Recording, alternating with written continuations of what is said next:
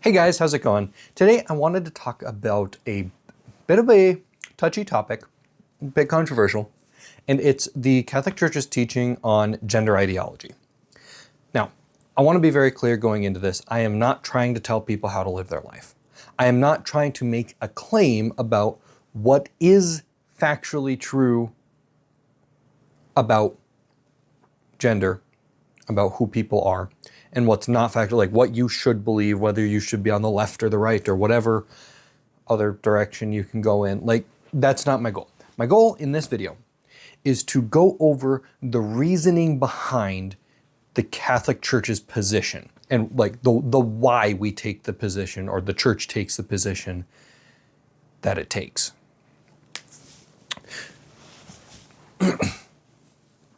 Starting out, I think one of the most important things and differences to acknowledge is language. There is a common push in current day philosophy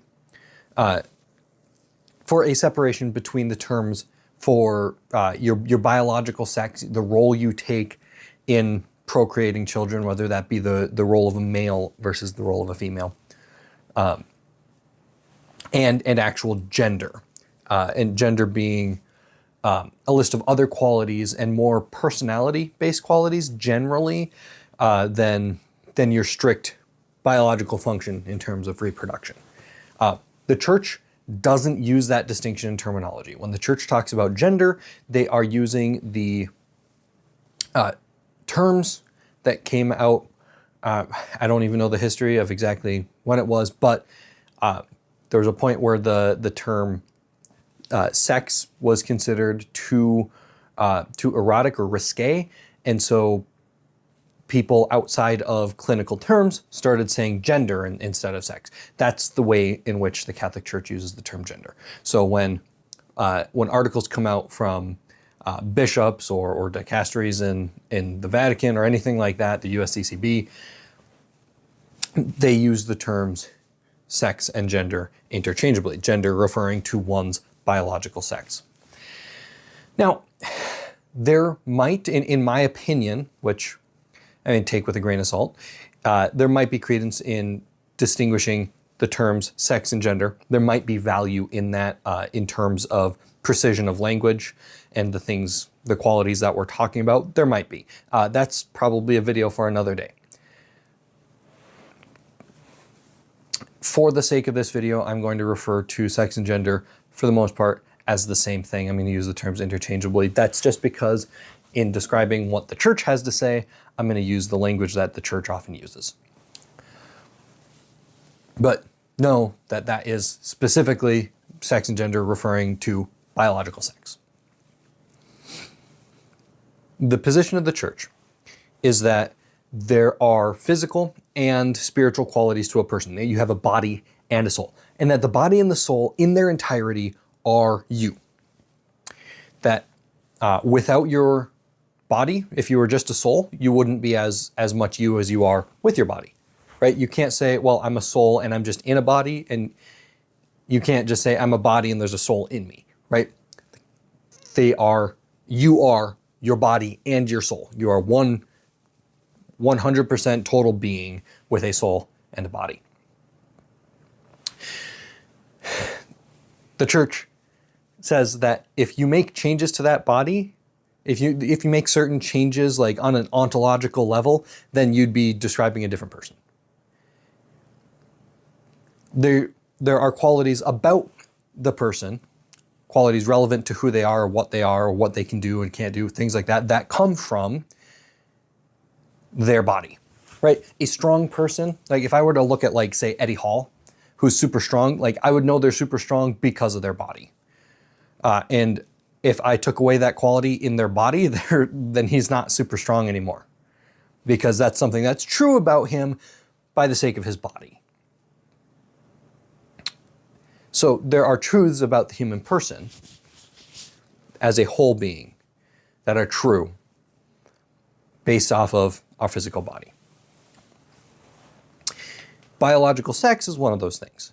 The church does not necessarily say, now this is something that there's actually not a ton of agreement on. The church theologians don't necessarily completely agree whether or not your sex is something totally spiritual or if it is something that's purely of the body. But what we can know is that it is of the body. Whether it's only of the body, that's not entirely sure. But we know that bodies become sexed. That there are male bodies and there are female bodies. We call them all human, but they are different in their being male and female. And so people are different in their being male versus female. So the Catholic teaching, when we say a person can't change their gender, like a man can't become a woman, what we're saying is somebody who's biologically female can't become biologically male. And I think that's something that modern technology still agrees with. We can make a great number of appearance changes, but we can't really change the functionality or transfer the functionality of biological sex from one person to another. The church's position is that because you can't change the body without changing the person, then you can't change that person's sex or gender. Here's what the church is not saying. The church is not saying that a certain way of dressing makes you male or female or makes you a man or a woman, and you have to follow those. The church actually acknowledges that things like how you dress or social standards for what men typically are like in societies versus what women, or how men or women are treated in societies. The church is absolutely recognizing that those things vary a lot, in some cases, quite a lot, between men and women, from one society to another. So the church is also not saying that there is necessarily one right way that society ought to treat biological men, or one strictly right way that biological men ought to behave. What we do say is that biological men should do the things that are appropriate for somebody of that biological sex. Right? Biological men tend to be significantly stronger because of higher testosterone levels, allowing for bigger muscles. And so men shouldn't use that being bigger and stronger naturally to subdue women forcefully and tyrannically rule over people. That would be an abuse of power. Those are the kinds of things that the church is saying. We're not saying that women have to veil. We're not saying women have to cover their heads because of some intrinsic quality of their being feminine, that they have to behave this way or they have to dress this way. And men, because of intrinsic quality of being men, have to behave one way or not another way, right? If I were to consider men painting their nails, which is becoming more and more common, 20 years ago even, that would have been a huge no-no. Society would not have been open to that at all. That would have been absolutely shut down. That's too effeminate, and men can't do that. That's women's stuff. That's a way that the world has changed a bit. And I don't think there's anything in Catholic teaching that says there's anything wrong with that. What the church would take issue with or hesitate to make comment on quickly or to approve of is if for some reason a man or a woman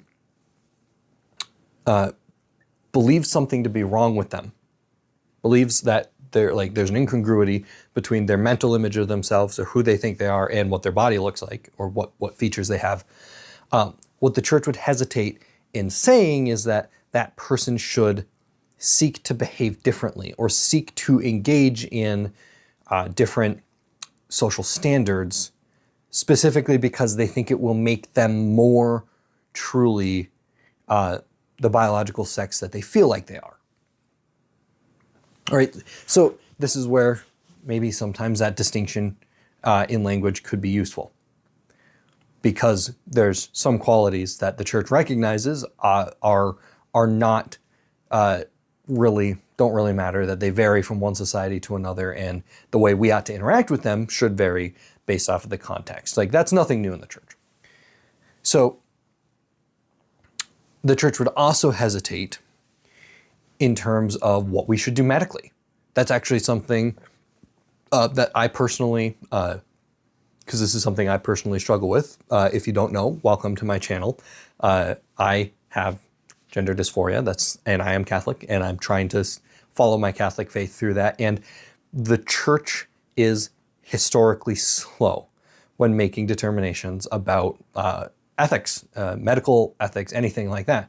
And so when the church says, no, you shouldn't be going on hormones, they've got a lot of reasons for it. One of those reasons is that they think that you shouldn't try and change your body because of a principle in Catholic medical ethics that says you shouldn't try to, you shouldn't undergo any medical procedure that has the explicit function of destroying a natural bodily function. This is the same reason that that artificial birth control methods aren't considered appropriate for Catholics, because they are shutting down a natural, healthy biological function. So the concern is when you start destroying natural functions that that you should have, that should be there. The concern is not with whether a person is good or bad. The concern is not with what specific social behaviors they should be partaking in. The concern is not whether or not a person is worthy of love, whether or not a person should be engaged in a community or not. We want Catholics who struggle, right? It's the common saying, like, you don't go to a gym you don't go to a gym if you're already fit. You go to a gym to become fit. You don't go to the doctors if you're already healthy. You go to the doctor to become healthy. You don't go to the church because you're already holy. You go to the church to become holy.